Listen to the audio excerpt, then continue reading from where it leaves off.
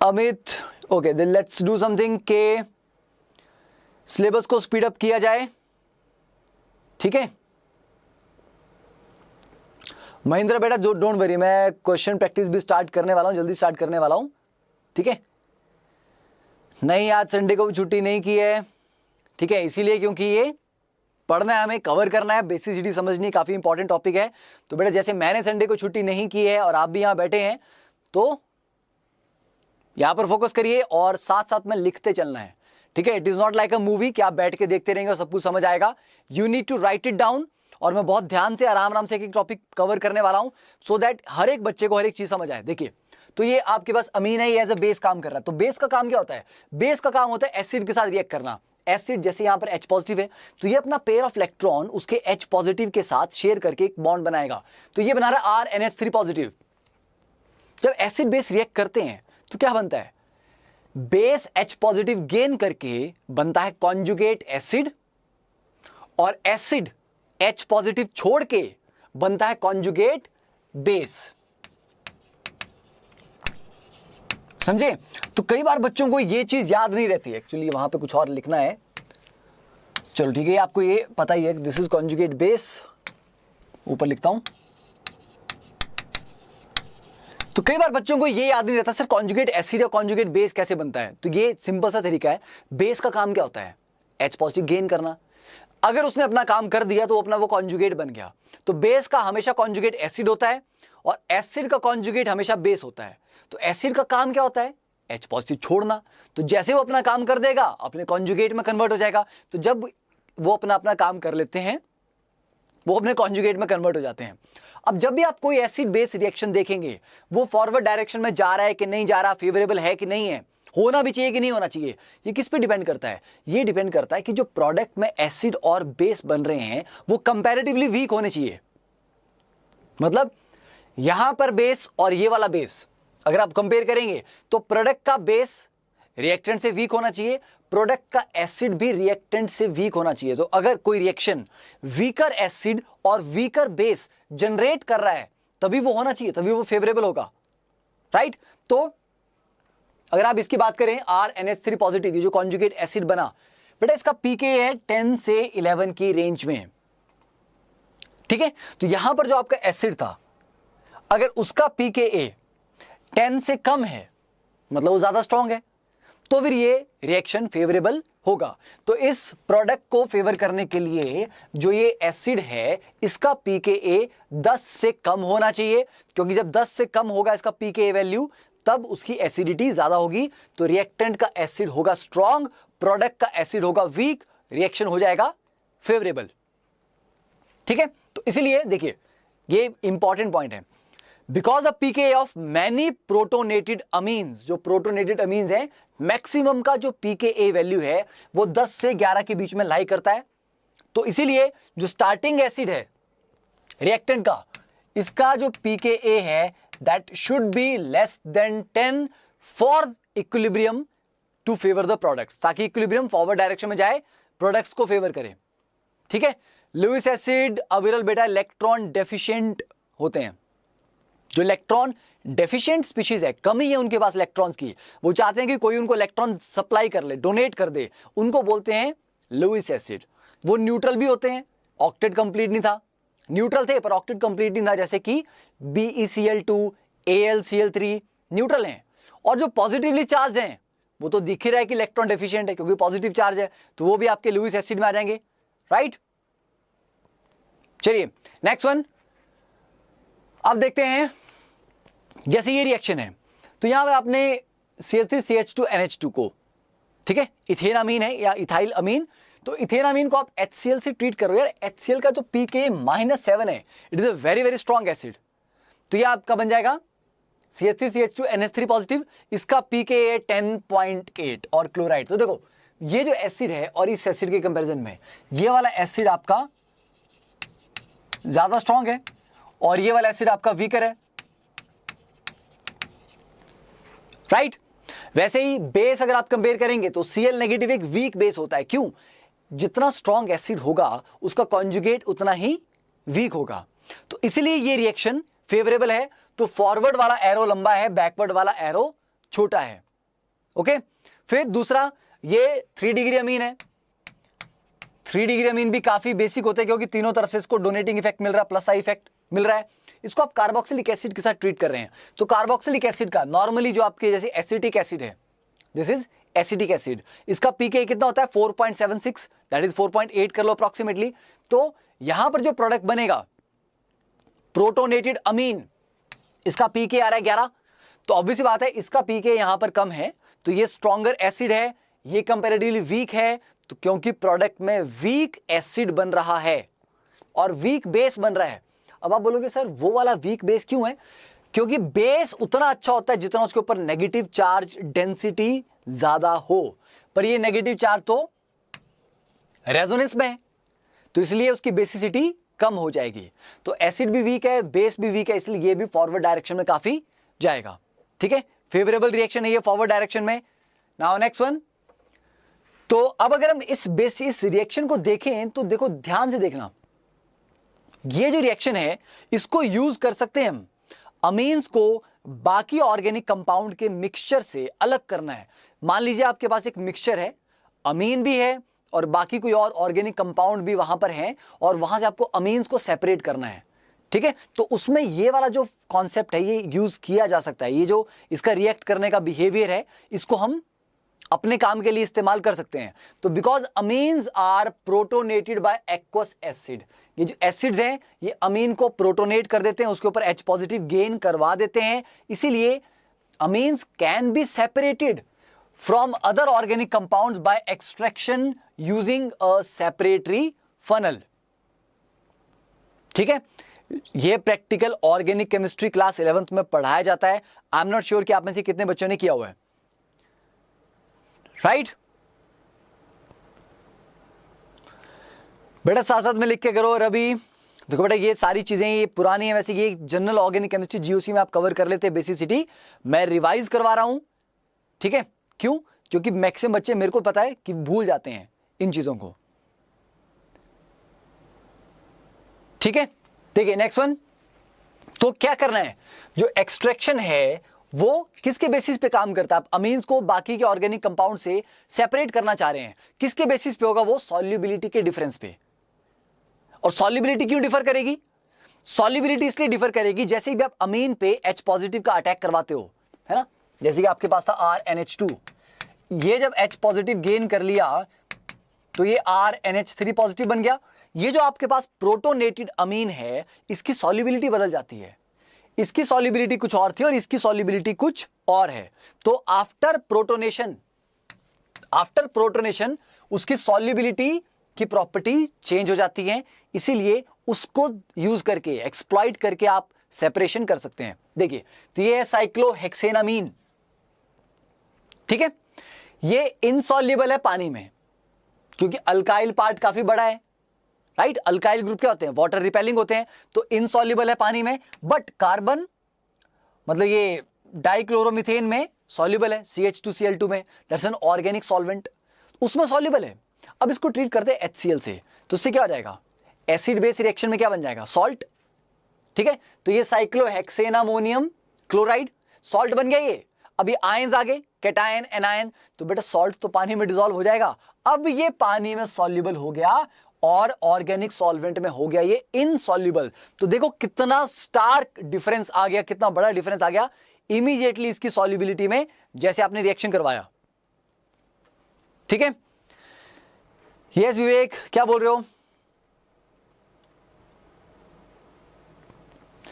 Ethanol के साथ, ethanol के पास भी एसिडिक हाइड्रोजन है। ठीक है, और इथेनॉल का देखो, इथेनॉल का जो pKa वैल्यू है दैट इज अराउंड 16, है ना? तो अगर आप प्रोडक्ट जो बनाओगे RNH3 पॉजिटिव, उसका pK वैल्यू 10 से 11, तो इथेनॉल का pK और भी ज्यादा है, मतलब वो वीकर एसिड है, तो इथेनॉल के साथ रिएक्शन उतना फेवरेबल नहीं होगा क्योंकि रिएक्टेंट का एसिड वीकर है, प्रोडक्ट का जो एसिड है वो स्ट्रॉन्गर बन जाएगा। ठीक है, विशेष पूछ रहा है नाइट्रोजन का लोन पेयर जाके कार्बन पे अटैक क्यों नहीं किया? बेटा नाइट्रोजन का लोन पेयर कार्बन पे जाके अटैक करता है जब वो एज ए न्यूक्लियोफाइल काम करता है। हम यहां बेसिसिटी का काम टॉपिक डिस्कस कर रहे हैं, बेसिसिटी ऑफ अमीन्स, न्यूक्लियोफिलिसिटी नहीं कर रहे हैं। न्यूक्लियोफिलिसिटी आएगा जब हम आगे इसके केमिकल रिएक्शंस पढ़ेंगे। तो अभी सिर्फ और सिर्फ बात हो रही है बेसिसिटी की, reactions related to that. Okay, yes Ayushi, some doubt in the reaction? What doubt in the reaction?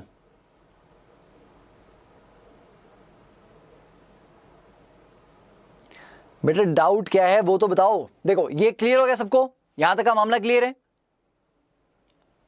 यहां तक का मामला क्लियर है ना।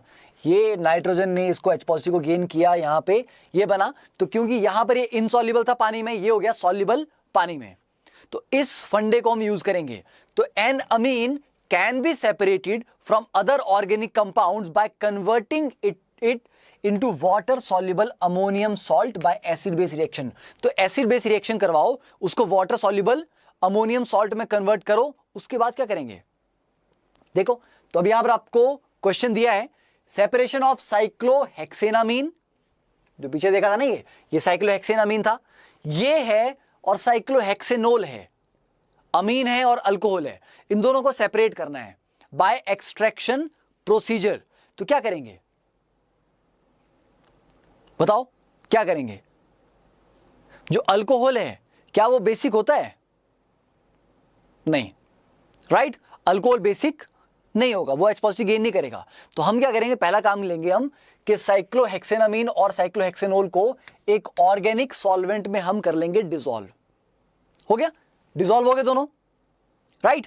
अब इसके बाद अब हम उसमें HCl डालेंगे, थोड़ा सा 10% HCl सॉल्यूशन। उससे क्या हो जाएगा, ये जो HCl है ये साइक्लोहेक्सेनामीन से रिएक्ट करके बनाएगा सॉल्ट। वो सॉल्ट पानी में क्या हो जाएगा, डिसॉल्व हो जाएगा ना। देखो अगर यहां पे इसको ऐसे समझे, हमारे पास यहां पर 2 लेयर आ गई,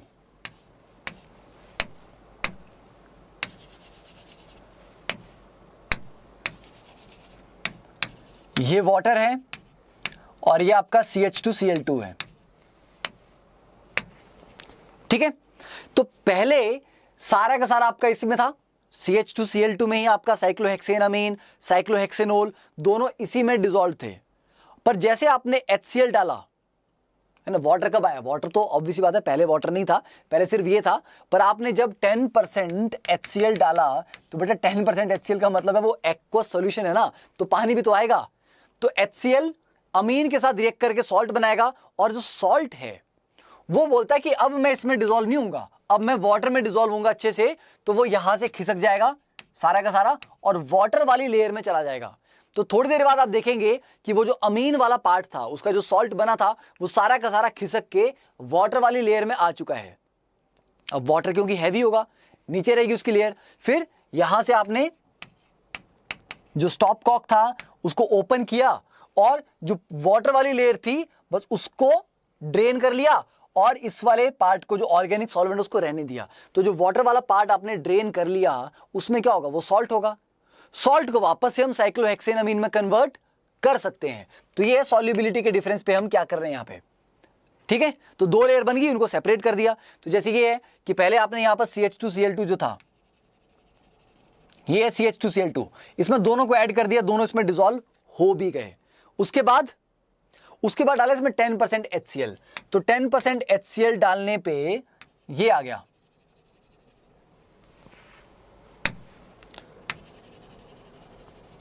ठीक है। तो 10% HCl डाल दिया।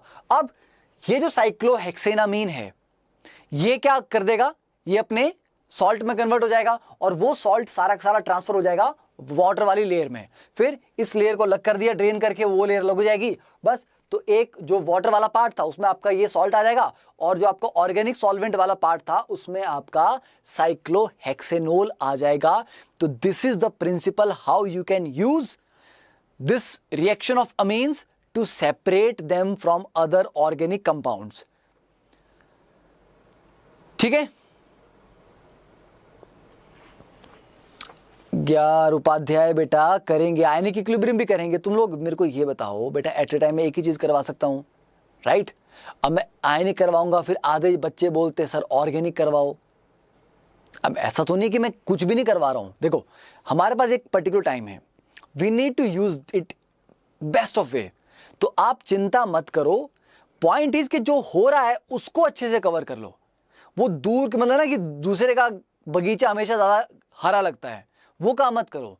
जो हो रहा है उस पर फोकस नहीं है, नहीं सर वो छूटा हुआ है, सर वो भी छूटा हुआ है, अरे वो भी छूटा हुआ है। अरे तो जो हो रहा है उसको तो पकड़ो, जो छूटा है वो तो नहीं है ना। One in hand is better than two in bush. तो बेटा जो भी टॉपिक हाथ में है हम उसको कर लें पहले, ठीक है। चिंता नहीं करो, जितनी इंपॉर्टेंट चीजें हैं वो सारी कवर होंगी। बट द पॉइंट इज वो तभी अच्छा रहेगा अगर आप जो प्रेजेंटली मैं पढ़ा रहा हूं आप उसको पूरा समझ के कंप्लीट कर रहे हो, ठीक है। उस टाइम अगर आप ये टेंशन लेंगे कि सर वो नहीं हुआ है, वो छूटा है, ना आपका फोकस यहां हो पाएगा ना आपका फोकस वहां हो पाएगा, ठीक है। तो प्लीज मेक श्योर, भरोसा रखो, हो जाएगा, सब कुछ हो जाएगा, चिंता नहीं किया करो, ठीक है। अभी क्या करना है अपने को पानी निकालना है। किससे? मिक्सचर से। 2 लेयर का जो मिक्सचर था उसमें से पानी निकालना है, ठीक है, ओके। बेटा सॉल्ट था, सॉल्ट में से वापस तुम कैसे साइक्लोहेक्सेनामीन कैसे बनाओगे? देखो क्या करोगे, हीट कर लो, HCl निकल जाएगा वहां से, ठीक है, सिंपल है। या उसको आप डाल दो स्लाइटली बेसिक मीडियम में डाल दो, स्लाइटली बेसिक मीडियम में डाल दोगे, वहां से H पॉजिटिव वो अपना छोड़ देगा, वापस से साइक्लोहेक्सेनामीन में कन्वर्ट हो जाएगा, ठीक है। ओ समबडी मेंशन काकादेव कोचिंग के बारे में किसने पूछ लिया भाई?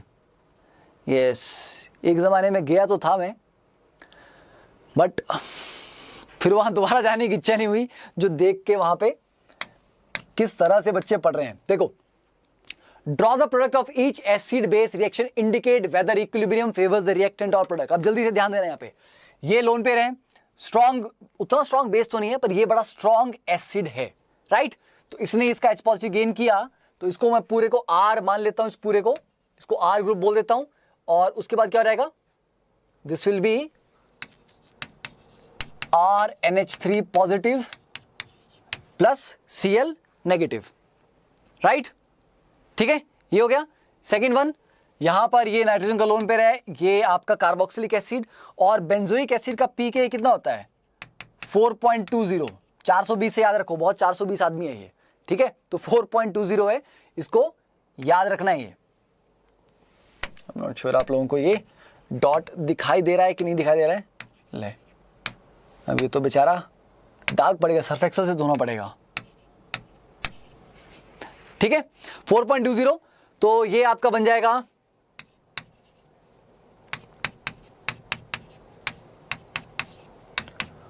प्लस PHCO नेगेटिव, है ना। तो ये वाला तो फॉरवर्ड जाएगा, क्यों?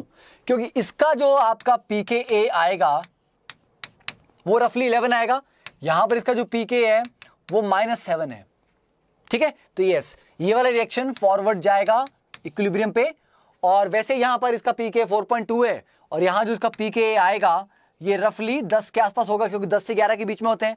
तो हाँ, ये ज्यादा स्ट्रॉन्ग एसिड था, ये कंपैरेटिवली वीक है, तो यस ये भी फॉरवर्ड जाएगा। थर्ड वाले की बात करें तो ये क्या है, देखो अब वाटर का pKa कितना है, इसका अराउंड 15.8 है, ठीक है। और जो प्रोडक्ट में बनेगा that will be H positive gain कर लिया इसने, पॉजिटिव चार्ज यहां पे, इसका pKa कितना होगा, रफली 10 होगा इसका भी, है ना। तो बेटा जो रिएक्टेंट में एसिड है वो कंपैरेटिवली वीक है, क्योंकि pK उसका ज्यादा है, तो ये वीकर एसिड हुआ। तो अगर वीक एसिड रिएक्टेंट में है तो प्रोडक्ट में क्यों जाना है, रिएक्शन फॉरवर्ड क्यों जाएगा? तो reaction not going forward in appreciable amount, ज्यादा फॉरवर्ड में जाने की इसकी टेंडेंसी बिल्कुल भी नहीं होगी। यस टू मिस्टर विवेक, क्या बोल रहे हो बेटा? व्हाट शुड आई डू, क्या हुआ, क्या समस्या है बताओ। 1 सेकेंड आप लोग इसको देखो जरा।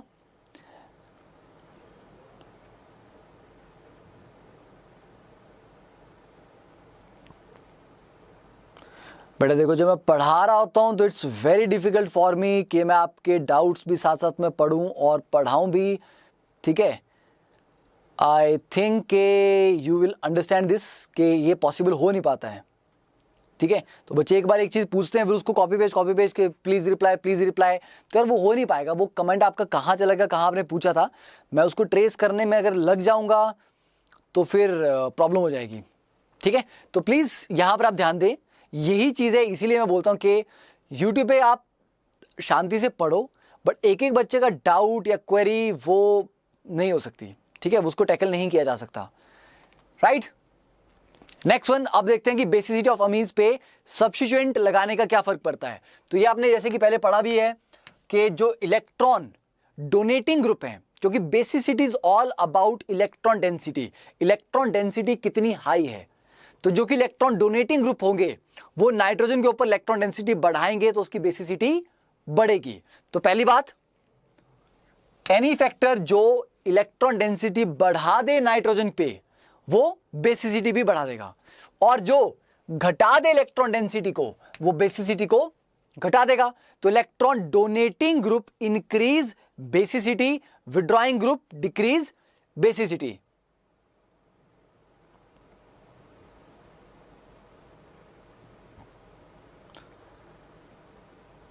ठीक है, बालकों यहां पर ध्यान दो जल्दी से, इधर प्लीज देखिए। अब अगर मैं सिंपल हम इसकी के बी वैल्यू लेते हैं, equilibrium constant value, base dissociation constant, तो अमोनिया का है 1.8 इंटू 10⁻⁻⁵, तो पीकेबी अगर देखेंगे उसका तो वो 4.74 है, ठीक है। अब जैसे जैसे आप अल्काइल ग्रुप लगाते जा रहे हो, ये मैंने सिर्फ प्राइमरी अल्काइल अमीन्स का यहां पर आपको कंपैरिजन दिखा रहा हूं मैं, तो जैसे आप मिथाइल अमीन करेंगे, क्या हुआ, हल्का सा डोनेटिंग इफेक्ट आया, प्लस सा इफेक्ट आया ना ये डोनेटिंग ग्रुप, तो पी के बी वैल्यू कम हुई, तो मतलब बेसिसिटी बड़ी है। इथाइल अमीन ऑलमोस्ट उतना ही है, ऑलमोस्ट, हाँ बोलने को ये 4.3 है, ये 4.4 है, तो इथाइल अमीन की बेसिसिटी मिथाइल अमीन से बेटर है, बट स्लाइटली, तो it doesn't make much of a difference, है ना। प्रोपाइल में, हाँ प्रोपाइल में थोड़ा डिफरेंस थोड़ा सा आ गया कि ये और बेसिसिटी बढ़ गई। देन आइसोप्रोपाइल, आइसोप्रोपाइल क्या है, वो उतना नहीं है, n propyl is better donor, isopropyl उतना अच्छा डोनर नहीं है, डिफरेंस, ठीक है। देन साइक्लोहेक्साइल ऑलमोस्ट उतना ही है, एन प्रोपाइल के आसपास का ही है, साइक्लोहेक्साइल भी। और बेंजाइल अमीन, बेंजाइल अमीन कोई खास बेसिक नहीं है, क्यों नहीं है, क्योंकि जो बेंजीन रिंग है, बेंजाइल अमीन क्या होता है, एनिलीन मत बोल देना इसको, बेंजाइल का मतलब है बेंजीन के बाद CH2 ग्रुप फिर NH2, तो बेटा ये जो बेंजीन है ये -I ग्रुप की तरह काम करता है, विड्रॉइंग ग्रुप की तरह काम करता है, तो बेसिसिटी को घटा देगा और पीकेबी वैल्यू को बढ़ा देगा। तो आप ये देख सकते हो कि यहां पर जब तक आपके पास इलेक्ट्रॉन डोनेटिंग ग्रुप थे बेसिसिटी बढ़ी, और लास्ट में आपका इलेक्ट्रॉन विड्रॉइंग ग्रुप लगा, स्लाइटली विड्रॉइंग, उसने बेसिसिटी को क्या कर दिया, घटा दिया।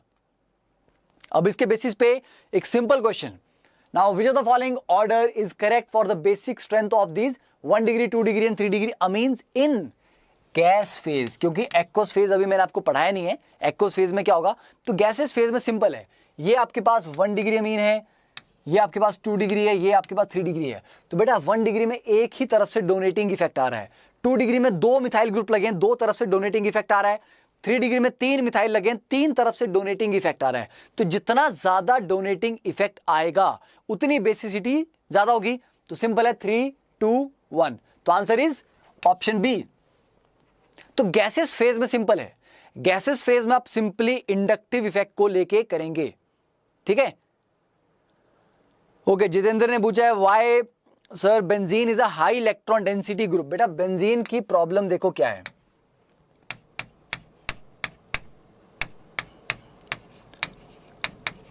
ये राइट। अब इसकी जगह में चलो बेंजीन की जगह साइक्लोहेक्साइल ग्रुप लेता हूं। दिक्कत यहां पर यह है कि ये वाला कार्बन आपका क्या है, sp3, पर ये वाला बेंजीन के सारे कार्बन क्या हैं, sp2, और sp2 are more electronegative than sp3, तो इसकी इलेक्ट्रोनेगेटिविटी थोड़ी ज्यादा है।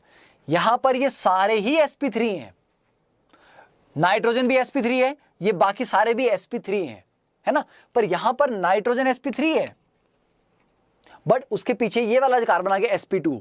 तो sp2 sp3 से ज्यादा इलेक्ट्रोनेगेटिव होता है तो विड्रॉ करेगा, इसलिए बेंजीन स्लाइटली विड्रॉइंग है, बड़ा स्ट्रांगली विड्रॉइंग नहीं है, स्लाइटली विड्रॉइंग है। और आप जो बोल रहे हो सर इसके पास 6 पाई इलेक्ट्रॉन्स है, बेटा वो तो तभी डोनेट कर पाएगा ना जब ये रेजोनेंस में आएगा। यहां पर अभी ये रेजोनेंस में नहीं है, तो ये पाई इलेक्ट्रॉन बेचारे कुछ नहीं कर पाएंगे, चुपचाप बैठे रहेंगे अपने वहां पे। They can not be donated, they can not be shared. ठीक है, तो बेटा ये समझ आ गया, ये क्लियर हो गया। Now next one, aqueous medium में क्या होता है। देखिए गैसेस फेज में तो सिंपल था, गैसेस में जितना आप डोनेटिंग ग्रुप लगाओगे बेसिसिटी बढ़ेगी, but the moment we talk about aqueous phase कि पानी में अगर आपने डाल दिया तो पानी में क्या होगा बेटा, पानी में मामला बड़ा पानी पानी सा हो जाता है, राइट। क्या होता है, पानी में दो इफेक्ट काम करते हैं, दोनों एक दूसरे के अगेंस्ट काम करते हैं। एक इफेक्ट बेसिसिटी को बढ़ाता है और एक इफेक्ट उसको घटाता है। तो हमें यह देखना पड़ता है कि कब कौन सा फैक्टर कितना डोमिनेटिंग होगा। ठीक है, दो फैक्टर हैं। तो जैसे जब आप एक्वस मीडियम में बात करते हैं तो देखो लिखा भी है कि basic strength of an amine in water सिर्फ इससे नहीं डिफाइन होती कि कितनी जल्दी वो अपना लोन पेयर दे रहा है। नो, लोन पेयर देने के बाद जो वो बना वो कितना स्टेबल है। देखो अब ध्यान से यहां पर इस पे ध्यान देना जो मैं लिख रहा हूं। अब जैसे सिंपल आप बात करें NH3 की, तो NH3 को अगर आपने पानी में डाला तो पानी से क्या करेगा, वो पानी साथ क्या करेगा, वो H पॉजिटिव उठाएगा पानी से, है ना। तो NH3 प्लस H2O अगर मैं करता हूं तो that will give me NH4 positive. और चलो इसको थोड़ा सा एक्सपैंड करके लिखते हैं,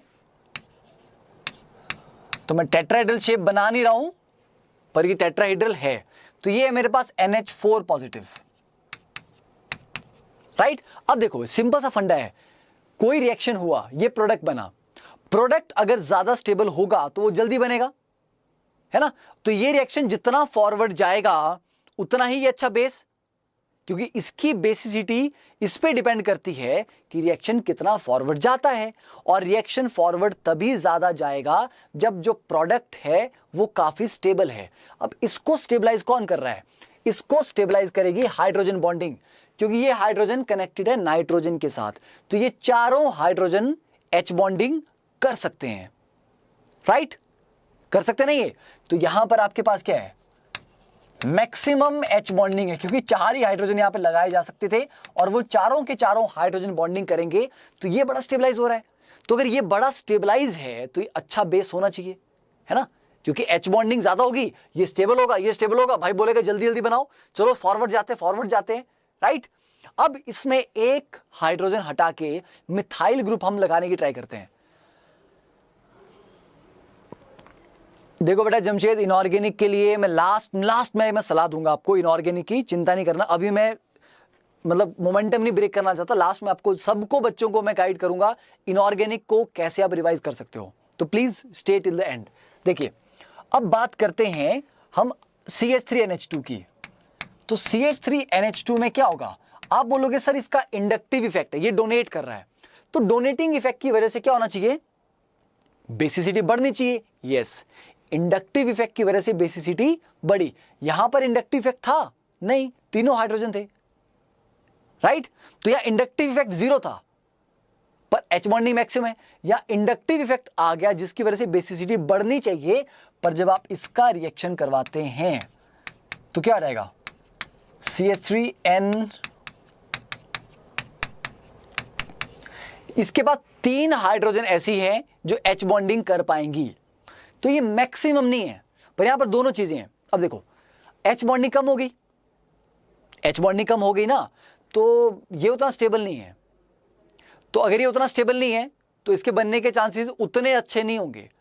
तो H बॉन्डिंग कम हो रही है पर इंडक्टिव इफेक्ट बढ़ रहा है, तो जैसे जैसे आप इंडक्टिव इफेक्ट बढ़ाओगे H बॉन्डिंग कम होती जाएगी, और दोनों चीजें क्या कर रही हैं, बेसिसिटी को बढ़ाती हैं, पर दोनों इकट्ठे नहीं बढ़ सकते। जब एक बढ़ता है तो दूसरा घटता है, क्योंकि जितने मैं अल्काइल ग्रुप लगाता जाऊंगा हाइड्रोजन घटते जाएंगे, हाइड्रोजन घटते जाएंगे तो फाइनल जो आपका आयन बनेगा उसमें हाइड्रोजन बॉन्डिंग होगी कम, और वो कम होगी तो ये बड़ा स्टेबलाइज नहीं होगा, स्टेबलाइज नहीं होगा तो रिएक्शन के फॉरवर्ड जाने की टेंडेंसी घटेगी। तो दो इफेक्ट काम कर रहे हैं जो एक दूसरे को काट रहे हैं, एक दूसरे के अगेंस्ट काम कर रहे हैं, ठीक है। तो ऐसे केस में बेसिसिटी का ऑर्डर डिफाइन करना is very complicated, because we never know कि कब कौन सा इफेक्ट कितना डोमिनेटिंग रोल प्ले कर रहा है। अब एक और मिथाइल यहां पे लगा के देखते हैं, CH3 ट्वाइस NH, इसको H2O से रिएक्ट करवाओ, ठीक है। तो CH3 ट्वाइस है, तो सब जगह कार्बन बनाने की आदत होगी आजकल। ये पॉजिटिव चार्ज, अब इसमें दो ही हाइड्रोजन है जो H बॉन्डिंग कर पाएगा, तो जैसे मैं इंडक्टिव इफेक्ट बढ़ा रहा हूं उसके अकॉर्डिंग एसिडिटी उसके अकॉर्डिंग बेसिसिटी बढ़नी चाहिए, पर हाइड्रोजन बॉन्डिंग घट गई जिसकी वजह से बेसिसिटी घटनी चाहिए। तो एक से बेसिसिटी बढ़नी चाहिए, दूसरे से बेसिसिटी घट जानी चाहिए, तो अल्टीमेटली बेसिसिटी का होगा क्या?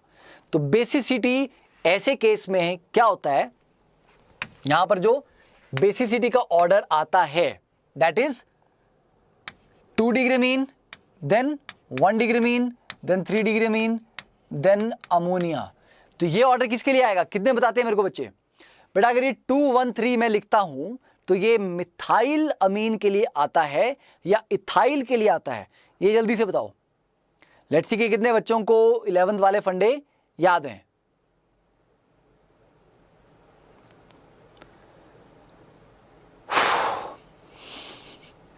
लगातार बोल बोल के पूरा एकदम जल्दी से, I am waiting for a response quickly.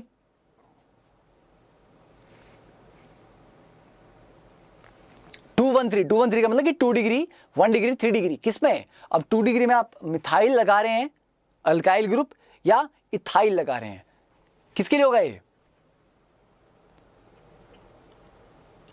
Yes, तो बच्चों का आंसर सही आ गया, मिथाइल। तो ये है फॉर मिथाइल। और जब इथाइल लगता है तो फिर 2, 3, 1 और अमोनिया आता है। मतलब ऐसा नहीं है कि ये ऑर्डर भी फिक्स हो गया, ये अल्काइल ग्रुप के साइज पे डिपेंड करता है। क्यों? क्योंकि अल्काइल ग्रुप का साइज वेरी करेगा तो उसका इंडक्टिव इफेक्ट भी चेंज होगा, और साइज वेरी करने से इस आयन की कितनी अच्छे से सॉल्वेशन हो रही है वो भी वेरी करेगा। तो एक कोई यूनिवर्सल ऑर्डर नहीं है। मिथाइल के लिए 2 डिग्री, 1 डिग्री, 3 डिग्री और अमोनिया, और इथाइल ग्रुप हो तो 2 डिग्री, 3 डिग्री, 1 डिग्री फिर अमोनिया, ठीक है। तो ये 213 आप आई थिंक आप सबको पता ही है 213 क्या है ये। इसका मतलब फॉर मिथाइल 2 डिग्री मीन का मतलब है CH3 ट्वाइस NH, फिर 1 डिग्री का मतलब है CH3 NH2, और फिर 3 डिग्री का मतलब है CH3 थ्राइस N, और फिर जाके अमोनिया। और फॉर इथाइल तो ऑर्थो इफेक्ट भी दो टाइप के होते हैं। एक आपने बेंजोइक है ना, बेंजोइक के आपके जो डेरिवेटिव है बेंजोइक एसिड की वहां पर पढ़ा होता है आपने, वो आपका फर्स्ट ऑर्थो इफेक्ट होता है। यहां पर जो होता है it is called second ortho effect और SIP effect, steric inhibition to protonation. तो सिंपल सा फंडा क्या हम ये बोलते हैं कि जो ऑर्थो सब्स्टिट्यूटेड एनिलीन होते हैं वो वीक होते हैं एनिलीन से, उनकी बेसिसिटी कम होती है। मतलब ऑर्थो वाले की बेसिसिटी नॉर्मल से कम होगी। क्यों होगी? और ये ऑर्थो इफेक्ट आपका तब काम नहीं करेगा अगर OH या OCH3 ग्रुप लगे हों, तब ये काम नहीं करता। तो वो बड़ा इंपॉर्टेंट है, याद रखना। देखिए, तो इसका मतलब ये है कि जो ऑर्थो वाला है, अब ये डोनेटिंग था या विड्रॉइंग था, भाई ये वीक बेस होगा। मतलब विड्रॉइंग तो ऑब्वियसली बात है वीक ही होता है, क्योंकि विड्रॉइंग करने से क्या होता है, बेसिसिटी घटती है। पर इवन डोनेटिंग ग्रुप लगाने से भी बेसिसिटी घट गई एनिलीन के कंपैरिजन में। क्यों? अब आप बोलोगे सर ये तो डोनेटिंग ग्रुप लगा है, बेसिसिटी बढ़नी चाहिए, पर ऑर्थो इफेक्ट लग गया SIP। अब ये SIP क्या होता है? SIP तो हमने इन्वेस्टमेंट में सुना है, बैंक वाले यूज करते हैं, बट यहां पर SIP क्या हो रहा है? देखो यहां पर SIP ये हो रहा है कि अगर मैं इसकी करा दूं प्रोटोनेशन, ऑर्थोटोल्विडीन की अगर मैं करवा दूं प्रोटोनेशन, तो प्यारे क्या आएगा? देखो ये लेते हैं NH2, ये CH3, इसकी करवा दी हमने प्रोटोनेशन H पॉजिटिव,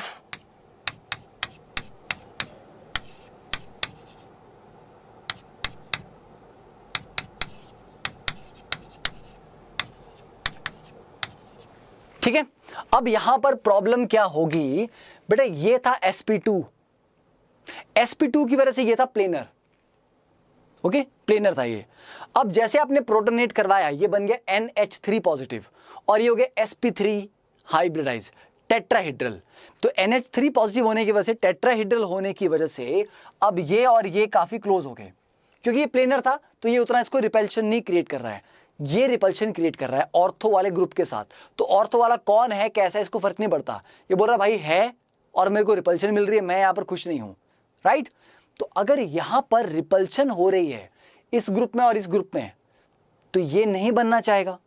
अगर ये नहीं बनना चाहेगा तो मतलब ये H पॉजिटिव गेन नहीं करना चाहेगा। अगर H पॉजिटिव गेन नहीं करना चाहेगा मतलब ये उतना अच्छा बेस नहीं होगा, राइट। तो why it is called, what is SIP, that is steric inhibition to protonation, कि भाई स्टेरिक इफेक्ट की वजह से, भीड़ भाड़ की वजह से प्रोटोनेशन नहीं करना चाहता, प्रोटोनेशन इज इनहिबिटेड, हो ही नहीं रही या कम हो रही कंपैरेटिवली, तो that is called SIP effect, कि भाई ये पड़ोसियों की रिपल्शन की वजह से वो बोल रहा है कि मेरे को नहीं चाहिए H पॉजिटिव, मैं ऐसे खुश हूं।